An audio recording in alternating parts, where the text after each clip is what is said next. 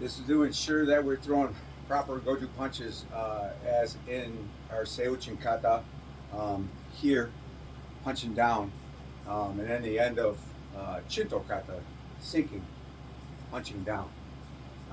Proper alignment of the punch and the fist should be turned down and aligned the same way as an Ishiru punch on these first two knuckles. So you should, and to practice that, I use a maki bag basically, punch.